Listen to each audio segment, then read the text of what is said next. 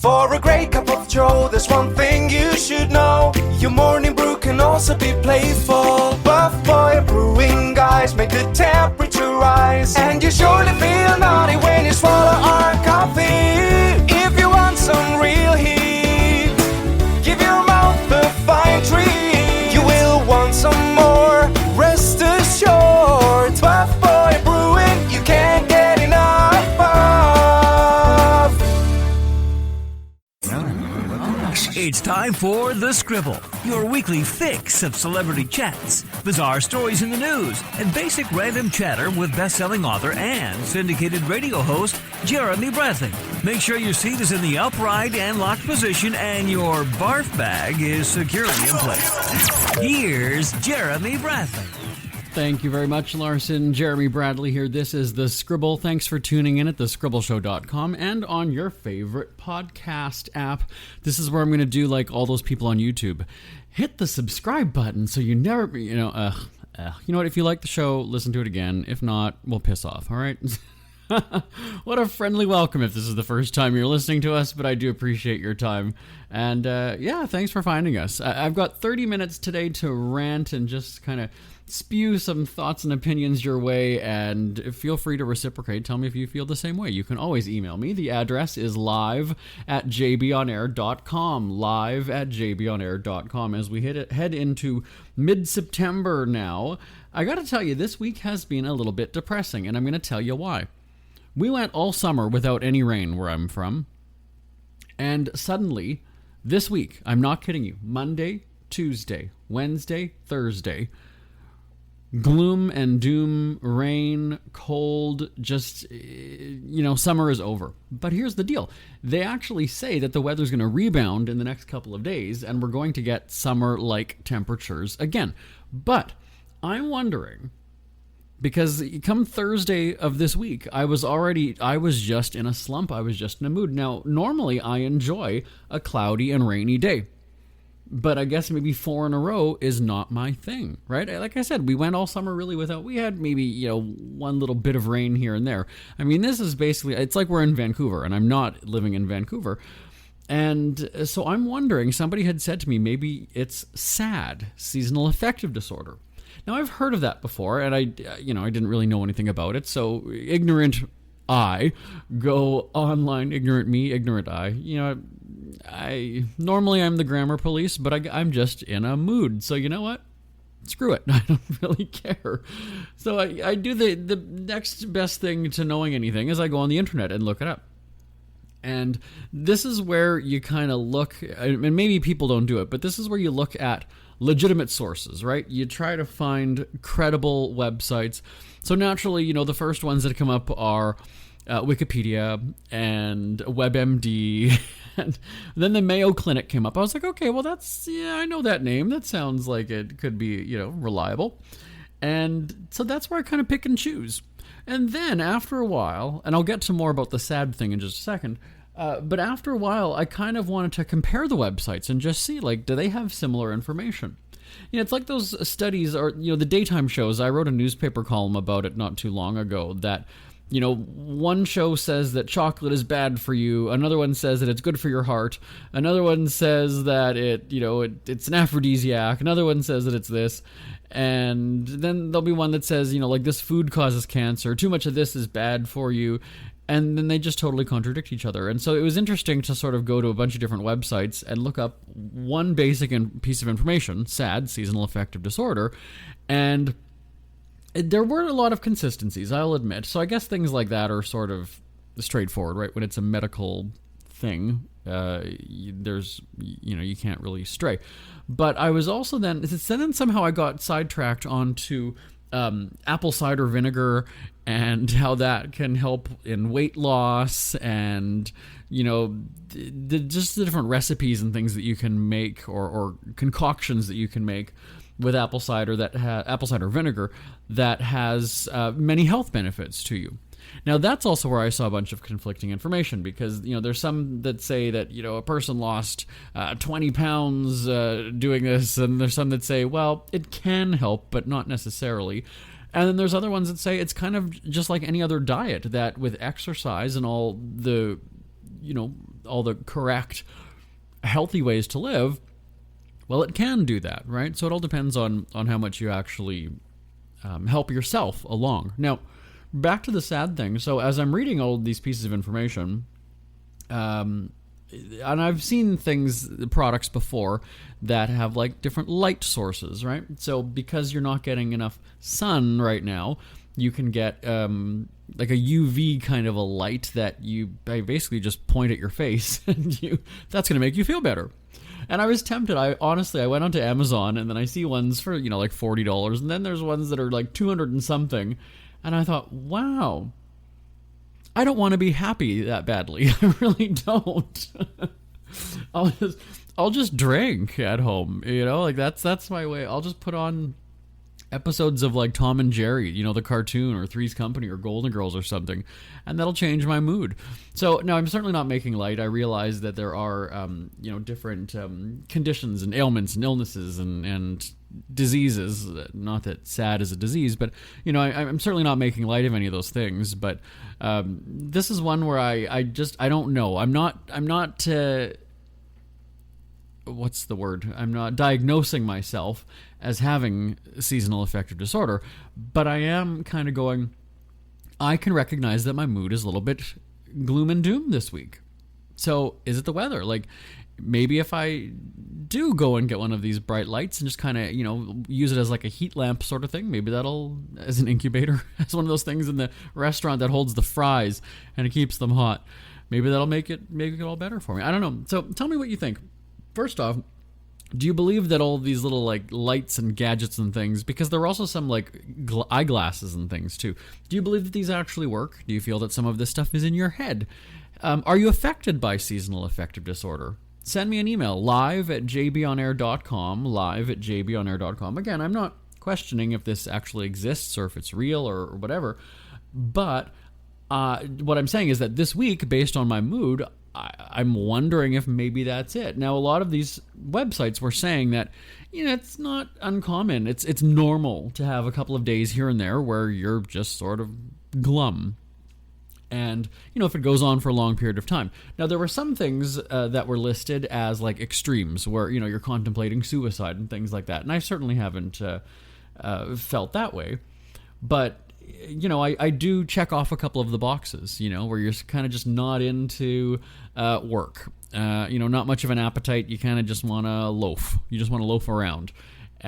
Trouble sleeping. There were a couple nights where I was having a bit of a I was waking up every hour or so. I would fall back asleep right away, but still it struck me as odd. Like, oh, okay, something's up. I'm not sleeping that great.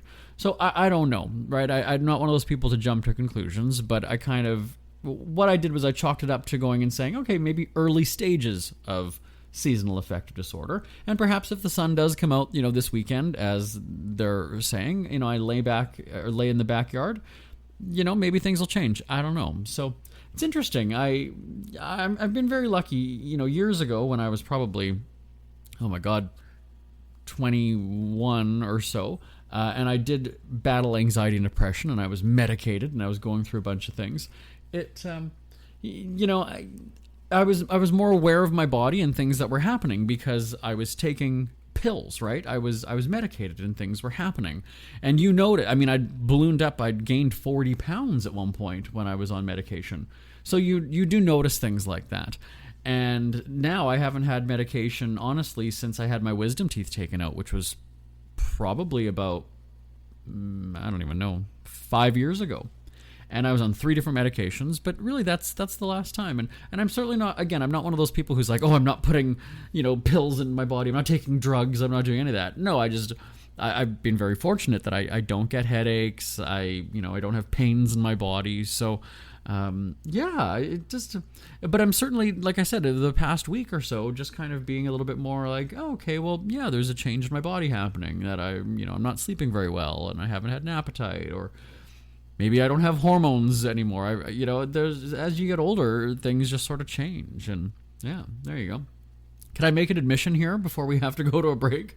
Now that I just talked about hormones, is that when we taped our radio shows in Panama last fall, it was October, I believe, I was very hormonal. All right, I was horny. I was very horny when we were in Panama. And it was very interesting because when I'm sharing way too much. And no, I have not been drinking today, everybody. But, since we're on this subject. But what I'm getting at is that I think it's an age thing. Is that when I got home, I just noticed a change. I was like, oh, okay, I don't have these like raging moments. Wow, I'm really sharing a lot today, everybody. We're 10 minutes in? Eek, all right. Anyway, so back to the whole gloomy sad thing, SAD. Is this something you can relate to this time of the year? I'd love to hear your stories and what you're going through, if it's happened to you, if you know somebody. Do you have these lights? Do they actually work? Send me an email, live@jbonair.com, live@jbonair.com. We're back with more on the Scribble right after this. Who are the Kardashians feuding with now? What did that little thug Justin Bieber do this time? Who's getting hitched? And who's headed for Splitsville? Hear the latest celebrity news and gossip every day on Entertainment Wrap-Up. The good, the bad, the ugly, but mostly the ridiculously hilarious. It's all recapped in this daily segment at entertainmentwrapup.com. Have a laugh at the expense of the rich and famous when they take themselves way too seriously. It's 3 minutes of time-wasting fun at entertainmentwrapup.com. Check out Entertainment Wrap-Up at entertainmentwrapup.com. Brought to you by Speak Free Books. Isn't it crazy that you wait for payday, but before you know it, you're strapped for cash again? It's time to stop blowing your money and become a smart spender with the book, The Official Guide to Being an American Cheapskate at cheapskatebook.com. Learn simple ways to cut costs at home every day and during special times of the year. Don't go broke at Christmas. Don't remortgage the house for a fancy vacation. The book is filled with tips to save you money throughout the year. Check out the best-selling book, The Official Guide to Being an American Cheapskate at cheapskatebook.com or on Amazon and iTunes. Jeremy Bradley here, back on the Scribble. They were just making fun of me during the break that I used the word hormonal to describe being horny. Apparently hormonal is not the same thing as being horny. I was trying to be delicate. I'm a lady, thank you very much. Hey, speaking of moody and things like that, I want to ask your opinion on coworkers, people that you work with. If you know that somebody is in a bad mood, and I would say that you're friendly with them. Not exactly that you're friends, but you're friendly with them. Is it a little too much if they start dumping all of this stuff on you? And really, here's what I'll get to. And the reason this came up is that I was speaking with one of my friends who has somebody who's at their office who's very, very like down in the dumps all the time. Like always negative, always complaining about something. There's always something wrong. Nothing ever goes their way. And no, I'm absolutely not. I own my company, so I'm certainly not talking about me. If I want to make changes to this place to make myself happy, I will do that. So no, I was speaking with somebody who was saying that, how do you deal with this person in the office? And apparently what happened was they had a joking relationship with many people, but suddenly out of nowhere, the joking was not okay anymore. So let's say that they, something about their hair. Maybe, they would joke about the person's hair, whatever it is. And that was always kind of fair game. Like, it was not bullying, but it was just kind of like, okay, well, that's just a joke between the two of us that, I make fun of your hair and you make fun of my teeth or something. I don't know. But my point is that it was never not okay to make the jokes about the hair. So anyway, suddenly this person who's typically a downer anyway sends a very, very aggressive and nasty email saying, I don't appreciate the comments about my hair and I don't remember what it was, my clothes or my weight or something. Apparently, he basically was taking these things as a personal dig. Jabs, I think, was the word that was used. And so the person on the receiving end of this is like, oh my God, I feel like shit because that wasn't the intent. Like, I'm not going in there to like make fun of you and beat you down and, be like a high school bully kind of a thing. It was always, sort of lighthearted and fun. So the person on the receiving end, so the bully, I'm going to call them bully just so that we can keep track of who I'm talking about. So the bully receives that email and is like, okay, whoa, this is like out of left field and totally unexpected because the joking kind of went both ways all the time. And so do you chalk that up to the person just having a bad day? Do you then sort of just, okay, that's that. I'm not going to talk to them anymore. Do you reach out to them and try to have a sit down and say, okay, let's just like clear the air here. Like, this is what the deal is. Or do you wait for that person? So I'm talking the quote-unquote victim, do you wait for them to sort of get off their emotional roller coaster and come back to you and go, hey, by the way, about that email I sent you, what would you do in this situation? So again, you're not exactly friends, but you're friendly at the office, so much to the point where you kind of have a running gag amongst each other, between each other, where you can tease each other about the hair or the clothes or the shoes or whatever it is. And it's always been okay. So suddenly you get that email of like, I don't appreciate this, da-da-da-da. How would you react to that? You're on the receiving end of it. What would you do? Again, so I'm giving you options like, these are the only things that you could do. Maybe there's something else you could do, but would you say, hey, let's talk? Would you reply to that email with an apology and that's that? Would you not say anything and just expect them to come crawling back and make an apology in a couple of days once they're not so emotional? Is this one of their emotional breakdowns? What would you think? Send me an email, live@jbonair.com, live@jbonair.com. Yeah, if it's uncharacteristic of the person, maybe you try to be a friend at that point and kind of go for a deeper dive and probe and dig to find out what the person is going through. But at the same time, like I said, if you're not friends and you just kind of want to keep it on a professional, on a work level anyway, I don't know, do you maybe tell somebody else to go and say like, hey, maybe you should talk to Sandra and find out what's going on with her? Or do you go and say, screw it, she's a bitch, and never talk to her again? I don't know. Again, maybe there is a right or wrong answer if you're asking, somebody in HR or, a therapist or something, but what would you do? Tell me, send me an email, live@jbonair.com, live@jbonair.com. Personally, what I would do, again, because I own this company, if you're going to talk to me like that, you've got to have a sense of humor. And I realize that we all have bad days every once in a while, but yeah, somebody who's gloom and doom every day, they wouldn't have a place in my office. So I wouldn't, And the fact if they're always gloom and doom and that email stands out as though like, oh, that's uncharacteristic of them, that would say something, right? Because you're used to them being a negative Nelly. But yeah, when you're on the receiving end of that swipe from them, how would you react? live@jbonair.com. We're going to take a break right now, and not that I'm a big politics talker, but I have in the past couple of weeks. Got some thoughts about Canadian elections and the Democratic debate that just happened on Thursday night. Back more on the Scribble right after this. Ever had something to get off your chest but never had the balls to say it? That's a load of crap. Speak Free with JB.com is exactly what you've been waiting for. Your chance to tell it like it is and not care what anybody else thinks. Have your say on issues of the day.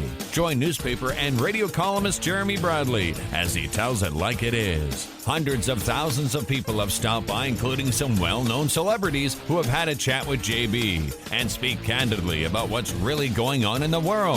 You can join them too. Have a rant or a rave. Be brave and head on over to www.speakfreewithjb.com now.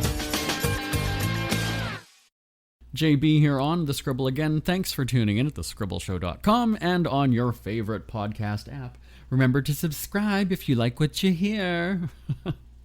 I hate when people do that on YouTube videos. And I don't listen to podcasts, believe it or not. I might be hosting a podcast right now. I don't listen to podcasts. But again, I think that people, if you know how to play a podcast and download it, you know how to subscribe. I don't need to tell you. And if you want to, you will. So anyway, the province of Manitoba, my home province, had a provincial election the other day, Tuesday. And you'll recall a couple of weeks ago, or for the past couple of weeks, I've been talking about how I was trying to get the candidates on the radio. I wanted to do a 5-minute phone interview with the party leaders. There's 4 of them in total. And I was successfully able to get one of them. Another one, I had some combative phone calls with the PR person, the media person. One of them just didn't really ever get back to me until the last day when I really threw down and threatened them. And then another one had said that there would be no time to have a 5-minute phone call during the 4-week election, or 4-week election campaign, excuse me. And that's the party that doesn't even get a seat. It's the Green Party. I'll just name drop. The Green Party that is not taken seriously, does not have a presence in the Manitoba legislature, and therefore did seem suspect that in the 4 weeks, like, you guys don't have anybody elected, and your leader can't make time for a 5-minute phone call. It was a social experiment of sorts. And so It was then interesting to watch the election play out. I was, of course, I'm a media type, and I'm not a political reporter, but I do jump in to one of the local newsrooms during election nights just to help in case there's a story that breaks or something that happens and they need somebody to run out. I'm in the newsroom of the newspaper. So it's interesting to watch these elections play out because, again, the mudslinging is ridiculous, and you kind of wonder, like, it's sort of a bachelorette date where you have this time to tell me why I should vote for you, but you end up using it to bash the other people. So really, you're giving that person more publicity. Granted, you're not saying nice things about them, but certainly you're devoting your airtime to them, which I kind of feel sort of helps them, even though you might be pointing out bad things about them. And so the provincial election happened on Tuesday, and the next day, so that would be Wednesday if you're following along, the next day the federal election was called, okay? So in Manitoba, you're going to be going to the polls twice within about a little over a month, twice within, 5 weeks, let's say. And there's concern that, voter turnout was like 55% or something, so about half the people who were eligible to vote did in Manitoba. Is there going to be election fatigue, they're calling it? Are people going to go and say, I just had to deal with all these politicians ripping each other a new one, bashing, mudslinging, throwing down. You know what? I don't even want to hear it now again for another 5 weeks. Now, this is where the American party system comes into play, because you Americans basically have to hear about politics all year round. You've got the 4-year presidency, and 2 years in, halfway through, is when the campaign starts for the next one. In Canada, we're only having about a little over a month for a federal campaign. So it's interesting, though, to see how people get so revved up. When the Manitoba election happened, there were very few people that had those yard signs, and nobody really got into it as far as I know. I mean, I know a lot of people. I don't know everybody. I don't know anybody who was really into the election, and I tested this by asking, it was probably about 8 or 9. Let me round that up to 10 for this story. I basically asked 10 people, can you name all of the candidates in your area? And I'm not saying that they're stupid, because in all honesty, I couldn't name all of the people that were in my neighborhood. There was somebody named Eddie I thought was a man. It was a woman. And so what my point is that, like, these are some fairly big decisions that you're making, right? You're basically electing people who are going to be running your community or in charge of the money in your community, and you should know a little bit about them before you cast a ballot. Again, not that they're making any sort of radical changes for the most part, but certainly they represent you, and you want to make sure that they have your interests in mind. And so with the Canadian federal election coming up, it'll be interesting to see if people actually get involved. Now, there are a couple of yard signs that I have seen crop up over the past, the election was just officially called on Wednesday, so let's say 2 days now. There are some federal signs that have come up. But this is the difference, though, with Canada and the U.S., is that Canadians aren't rah-rah going to rallies, by the thousands, as we see in the States. Canadians just aren't tuned into politics. And I think, and I'm not taking a shot at Americans, but I don't think that Canadians appreciate the combative dialogue that happens in them. Quite honestly, it makes me want to tune out. Now, I do watch cable news for the arguments and the blow-by-blow, lashings at these commentators and advisors and, what do they call them? Analysts go at each other with. But Canadians, it's just a little bit different. Like, I don't know. I don't care to hear you. If I ask you a question, I want you to answer about yourself. I don't want you to answer about the other person. So it was interesting then to watch the American political debate, the Democrats, on Thursday night on ABC, to start out bashing Trump. And I thought, okay, here we go. They're coming together as a party to acknowledge that they don't like the current president. And I thought this could be a civilized debate. I mean, it's 3 hours at the same time, right? So it's going to be very long. And when they had their opening statements, they didn't take shots at each other. It seemed civil. I was like, oh, this will be good.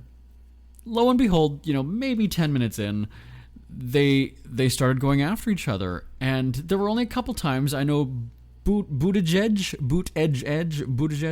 and Klobuchar, I think, had kind of said, like, look, you guys, this is a party divided. Like, we've got to stay together. And sure, a couple of them, Castro, I'm trying to remember all their names. The guy who went after Biden was Castro, right? And so there was some talk that was kind of disrespectful, that he called out the former vice president on his memory lapse, or whatever you want to call it.